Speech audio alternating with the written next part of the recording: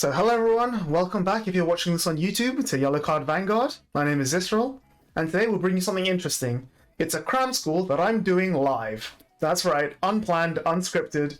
We'll see how this goes. So the topic for today's video is variance, and how it can make you a better or a worse player. Now, there's quite a few things to talk about when it comes to the word variance, because the word variance and the word luck have very similar meanings, but when it comes to a practical application, there are slight differences. Let's start by talking about what does variance and luck mean. And you'll hear a lot of people say like, oh, I 2 to pass and he double crit me, or, I mulliganed and I drew all my PGs like in my opening hand.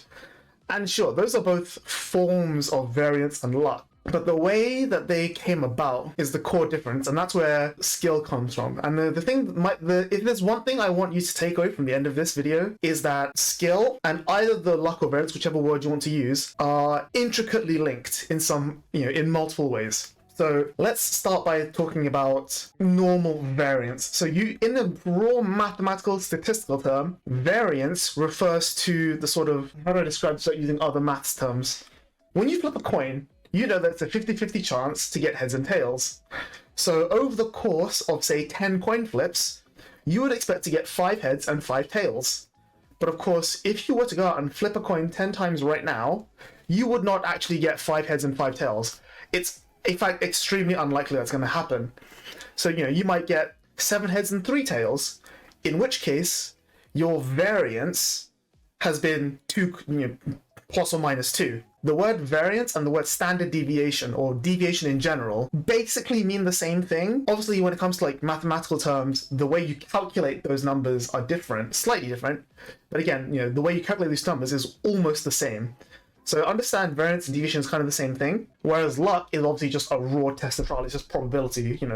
The chance of drawing this card is 1 in however many, but we'll get to that. If you want to know a little bit more about luck, then you can watch the video that I'm hoping Tony's going to put up here, link to, about how to calculate the probability of your deck being in a certain state. We did a whole statistics lesson on that. But now, we're interested in not the numbers, but how you get those numbers. So let's take a look at the most classic example of luck in Vanguard, which is triggers, right? You attack, you might get triggers, you might not. Your opponent might get defensive, they might not. Your opponent attacks you, they might get triggers, they might not. You might get defensives, you might not. That's pretty much the most raw form of luck there is. Or, like drawing cards off the top of your deck, oh, he top decked Stride Fodder, whatever. They are luck in a sense, but not in the way that you think. Because if you think about it, whenever you shuffle a deck of cards and you put it down on your table, and you start drawing and drive checking and whatnot, provided you don't shuffle your deck, throughout the game, in a very basic game, you're drawing from that deck, and that deck is remaining the same as you draw off it, right? Which means that after the initial shuffle, your deck state is now fixed. Let's say that you shuffle your 50-card deck, let's say that you're putting the starter in just for good measure. You're shuffling your 50-card deck, and the top 5 cards are in order, non-trigger, non-trigger, trigger, non-trigger, trigger. There's nothing you can do or your opponent can do to change those 5 cards. The top 2 will always be non-triggers, and then the bottom 3 is always going to be trigger, non-trigger, trigger. Nothing changes between your guard step and the end of battle, or between your rear guard attack and your vanguard attack. Nothing changes. So in the same way, if your opponent's deck is 3 triggers in a row and you attack them with a rear guard, you attacking with the rear guard does not make them any more or less likely to check a trigger after that. That's kind of like the basis of what we covered in the statistics video, how to calculate hypergeometric variance. Now that you know that, you understand that the luck and the variance comes from when you shuffle your deck, when you put that deck into the prearranged deck state to begin with. And as it happens, the law of statistics states that every single state that your deck can be in, every combination of cards is equally likely. However, we're not looking at every combination of cards.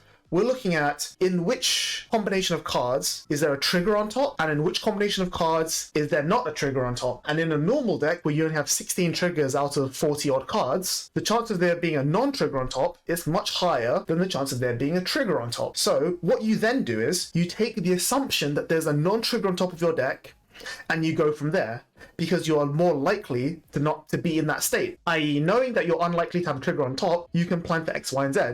And then if there's actually a trigger on top, then you need to then reevaluate your plans. Or the really good players will make plans that are irrelevant of what's on top of their deck. For example, if I have a trigger on top, it makes this easier to guard, but if I don't, I can still guard it anyway with X, Y, and Z. And this is kind of like where the first differential between luck and skill really becomes apparent, because when people flip crits off the top, or when people hit defensives, it's not that, you know, they were accepting that they were just going to lose the game and just randomly got lucky. I mean, that does happen sometimes, but the better a player is, the less likely that's the case, and the more likely is the case is that they've done something which you'll recognize as playing to an out, which means they've used their player's skill to maneuver themselves into a position where flipping that crit wins them the game, or flipping the defensive stops them from losing. Sure, sometimes that hitting that defensive will be the difference between winning and losing, but then they've understood that, and they know that if I need to hit defensive right here, what can I do in the rest of the turn to make it so that I don't need anything else? Like, you know, I only need to say, I don't need the crit to win, but the crit guarantees me the win, or healing here is nice, but I don't need it, or, you know, like chasing that chance versus letting that chance come to them is, you know, really the hallmark of forward planning. Because anyone can just go, okay, I'm just going to swing Vanguard and hopefully I'll check yellow card, I'll get enough crits and they'll just die. So knowing when to guard is what's really critical there, because, okay, if I need to guard here, or if I guard now, it means that they can flip a crit next turn and I'm totally safe, versus I'm going to no guard here, but then next turn when I can't guard their stuff and they flip a crit, I might lose the game. It's that little bit of like extra decision. And the important thing to be aware of is that skill and luck, I said, are intertwined in both directions, because your luck can influence your test of skill. If we consider skill to be the ability to make decisions in a game, like for example, do I call X or do I call Y? Do I guard this or do I take it? The number of decisions you have to make in a game are directly influenced by your luck. For example, if you only draw one grade 1 in premium, you don't have a choice on what you ride. Whereas if your hand is 5 grade 1s at the start of your turn and turn 1 in premium, choosing which one of those 5 cards to ride could be huge, because if you ride your PG, you lose a PG, but then you get to keep your other grade 1s for like 10k shield or, you know, on play effects. If you ride your stride fodder, you then, you know, are able to stride again. Whatever combo piece your deck might need, whatever. You see where I'm going with this. Whereas at the same time, decisions that you make earlier in the game can influence whether or not you need to be lucky on how lucky you can be. Like riding, say, a 10k grade 2 versus a 9k grade 2 can be the difference between your opponent being able to crit you for game, or you being able to one card no pass. And, you know, having access to that decision, or having access to the chance of, okay, I'm going to one card guard, and if they crit me and I lose. That's a situation that only came up because you made the decision of riding whichever grade 2 you rode. And it's impossible to say for sure, like, you know, at that very moment in time, when you're in the chair, cards in hand, opposite your opponent, it's super hard to say, like, okay, this is correct, or, you know, because of this luck decision, I have to now make this skill decision, or, you know, because of that skill decision, I now have this issue with my luck. You know, you can only figure that stuff out in hindsight, but what's really important is being able to reflect on that and adapt going forward. And this is a topic that I've been wanting to talk about for ages, because it's something that really interests me, which is, let's compare it to other card games, right? Like, let's look at, say, Magic the Gathering, one of the oldest games around, you know, has an incredible pro circuit. The number of competitive Magic players, if you look at other, you know, games or like sports or whatever, things that have a relatively high skill ceiling, it's because the best players of all time have much higher win rates.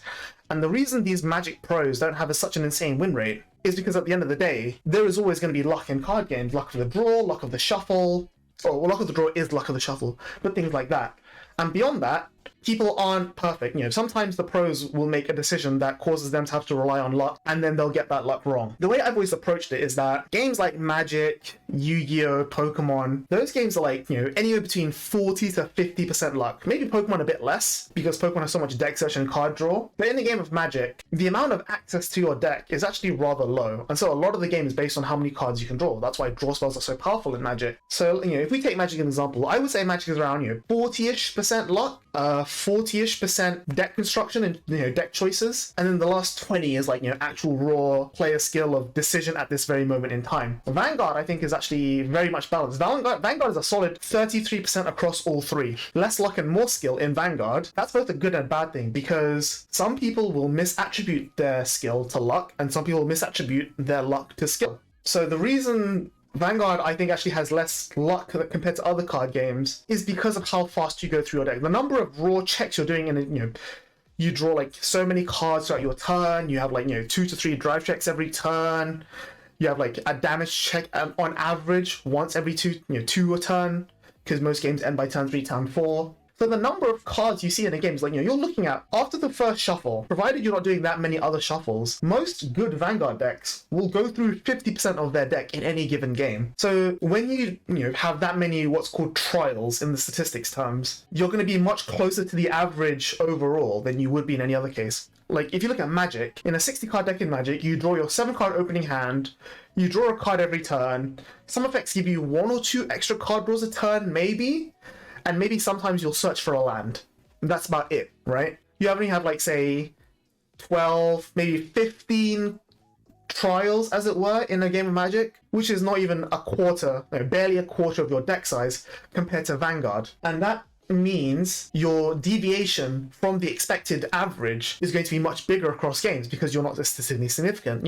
If you reason with it, it makes logical sense. If you flip a coin 10 times, you're not as likely to get an even split of heads and tails, as opposed to if you flip the coin 1,000 times, you'd be a lot more likely to get an even split. So because of that, when you see so much more of your deck in a game of Vanguard, more if you have a deck with high velocity, you're going to be much closer to your average expected value. Now the downside is that the luck is a lot more in your face, because the crit trigger, the impact of a trigger is much huger, which, whether or not that's a good thing, that's a completely separate topic, was not talking about here. But the point is, any given trigger check at any point in a game of Vanguard is a lot more in line with expectations than, say, top decking the cards you need in a game of Magic. Does Magic have a hand size limit? Yes, it's 7. But a hand size limit doesn't really have anything to do here, because, the size of your hand doesn't matter so much as how you go through your deck. Because at the end of the day, all the core variance in a card game comes down from shuffling. That's the main point takeaway here. And that every decision you make comes down from those shuffles. Like, do I mulligan this? Do I mulligan that? Do I guard this? Do I guard that? Because of what you've drawn and what you think is going to be on top of your deck. If you think about how Magic works as a game, there's a lot more decisions to make in a game of Magic, which is why maybe there's a little bit more skill involved. Because if your opponent plays a creature, do I counter this? Do I kill it? Do I attack? Do I block? What might be in their hand? Every card in their hand is live and important at any given moment in time. Whereas in Vanguard, it's just, okay, I call this, I attack, I guard. The decision trees are a little bit wider, but they're also a little bit shorter and a lot more straightforward. Like, obviously, if you're on 5, you're going to guard. Same way in that Magic, if you're on 1 life and they're attacking you, you're obviously going to block or kill the creature. But quote-unquote unimpactful choices, like which land do I play, which blocker do I make, which card do I guard with. In a game of Magic, those decisions are not as apparent as in Vanguard. Like, in Vanguard, if you guard with the wrong card, you realize that immediately, like, oh, I needed that for next turn's combo, or oh, I needed this so that I can save this other card for whatever reason later on. And that's why I think Magic takes a little bit more skill than Vanguard. But at the same time, the balance comes down to, how do I word this? Because every individual decision in Vanguard is worth more, but at the same time, you can quote-unquote afford to get them wrong because of how many more trials you get. That's why the ratio of skill to luck is a little bit more pushed down in Vanguard. You know what I mean? Like, there's a lot more luck in Magic, but also a lot more skill. And both of those are, downplayed because in Vanguard, the whole game is what's important. And that's something that I've always found really interesting because, if I compare myself to other really good Vanguard players, I'm not that great a Vanguard player. I'm willing to admit that. There are loads of players better than me. The skill that I have for Vanguard is that I can make a decision that is 70% correct very, very quickly. Like, super quickly. Like, within literal seconds, like on one hand seconds. And obviously, the word 70% correct decision is meaningless, right? This is just an arbitrary number I'm assigning for the sake of explanation. Compared to, say, like, a top-tier world's winning player, someone on the level of, say, Mohammed, Solemn, Derek, these, so on and so forth, actually, Jesus, actual world winners, these guys will make the 100% correct decision most of the time, but they'll take, like, 2 or 3 minutes to get there. And I'm not saying, like, it's bad to be slow. I'm just saying my personal skill in Vanguard is being mostly correct very fast. But because I'm only mostly correct, a lot of the time that's not good enough, and so that's why I don't have as many wins and tops as these guys. The point is, when you're making these decisions, I'm making those decisions and I'm accounting for variance. I'm going, okay, I need this, I need that. I know that my deck is more likely to be in this state than in that state, and therefore I can do this, which means that if it is in this state and I am lucky, in how I shuffle my deck, I can then take this choice, that choice, that choice. If you compare it to, say, Weiss Schwarz,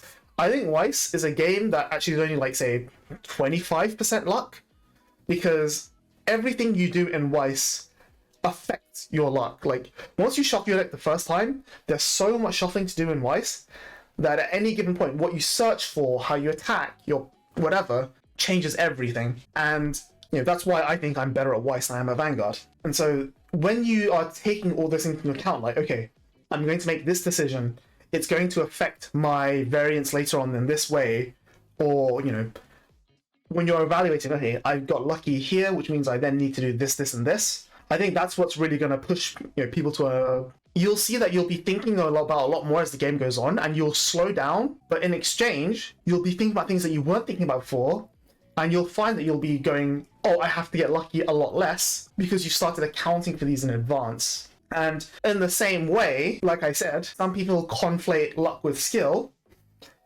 This isn't a video about the Dunning-Kruger theory, as much as I'd like to make one of those, but at the same time, you'll have people who got lucky without realizing it, or, they made decisions that gave them that chance to be lucky without being actively aware of it, and sometimes they win, and sometimes it pays off, and that's fine as well. Some people say that's one of the reasons we play card games, right? Because you want to have that little bit of unknown.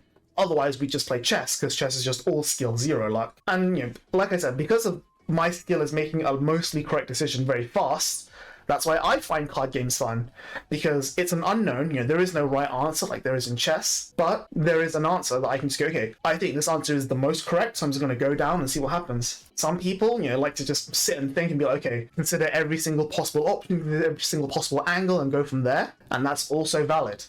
But the difference is, when someone like that, or, the thing that me and that person have in similar is that we are considering more than just what's in front of us.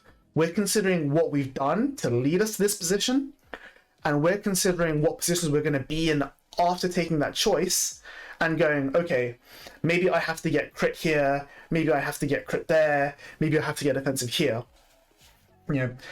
I'm sure those of you who have played against me recently in person will have heard me say the words, I need to get a defensive here to not die.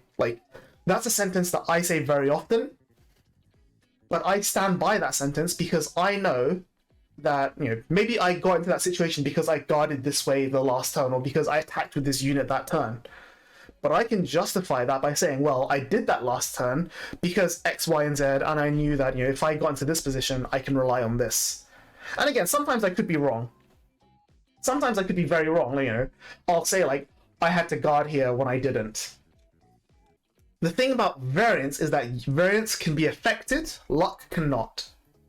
Every decision I try to make in a game of Vanguard or Weiss, I do so with the aim of reducing my variance. If I still get unlucky, then I get unlucky.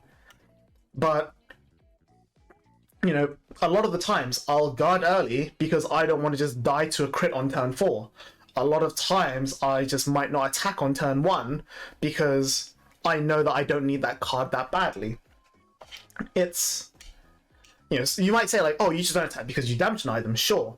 But it comes to a lot deeper than that, in that you're not playing the game against yourself. You're playing a game against an opponent. And for every, luck check you have to do, they have to do one as well. So all you're trying to do is that, like I said, you go through 50 20 to 25 cards in a 50 card deck in a game of Vanguard. If you consider each one of those cards that you go through to be a coin flip, you basically want your coin to be better than your opponent's coin. If your opponent's 50-50 every time, you want your coin to be a 60-40 chance. You're still going to lose a decent number of those. But how much luck actually influences a game of Vanguard it's really a lot less than you might think. Sure, your opening hand means you have a bad mulligan, you have to G-assist, whatever. Or maybe your opponent just gets 3 triggers in one turn, or your opponent just hits the overtrigger. Like, overtrigger ruins this video entirely because overtrigger is uncontrollable. But the rest of it, is a lot of the times it's something that any given unlucky moment you had probably could have been avoided in some way, shape, or form. Not all of them, but most of them probably could have been avoided. Like, one example I like to bring up is, back in 2016, 2017, Jesus, when he won Worlds with Royal Paladin, everyone's like, oh my god, he got stand trigger on Alfred and reset his Blaster Blade for game. Like, and I'm not saying Jesus isn't a good player. Like, Jesus is an amazing player, 100%. But he played in such a way that he was constantly on the front foot in terms of tempo. He was always attacking his opponent. Like, he wasn't guarding that hard because he wanted the damage. He was only guarding the lethal attacks. And he was, his opponent's resource engine was just not as strong, so he couldn't keep attacking, which meant that by being a lot more aggressive against the Kagero player, Jesus put himself in a way where all he had to do was just drive check triggers to win the game. Like, he would probably have won without the stand, but the stand gave him the chance to win right there and then, which is what it did. Whereas his opponent was just playing to stay in the game, like, retire the Blaster Blade, draw this card, just get 4 drives, whatever. Whereas at any given point in time, those 4 drives, even if he had gotten, heal, crit, draw, would not have won that Kagero player the game on the spot. And this is kind of what I mean about making the decision to put yourself in a position where you can flip a coin for win. Like, if you can flip a coin and win the game, but flip a coin and if you lose the coin flip, you still don't lose, that's still a really good decision. Like, it's the same as someone saying, hey, let's play heads or tails. If you lose the coin flip, you give me, $10. But if you win, I'll give you $1,000. Like, you would take that anytime. It happens. And your goal at any given point in a game is to either find the coin with the best odds in your favor, or to make the decision. So that's one choice. You either make a strategic skill decision about which is the best quote-unquote weighted coin, or you put yourself in a position that any given coin gives you good or bad outcomes. I'm not saying that every loss is your fault. Sometimes you get unlucky. But another completely separate skill that's also very much worth picking up is knowing which things are luck and which things are variance, what is and isn't your fault, and still being able to take away from it anyway. So as always, thank you very much to Strictly Broken TCG for sponsoring myself and the channel. You can use the code SBTCG YellowCard, which is written on the side here, to get 5% off all product on the Strictly Broken website. Both Vanguard, Weiss, singles, pre-orders, what have you. Just use the code SBTCG YellowCard for 5% off at checkout, and it helps the channel a lot. Thanks very much, guys, and hopefully we'll see you around very soon. Goodbye. And we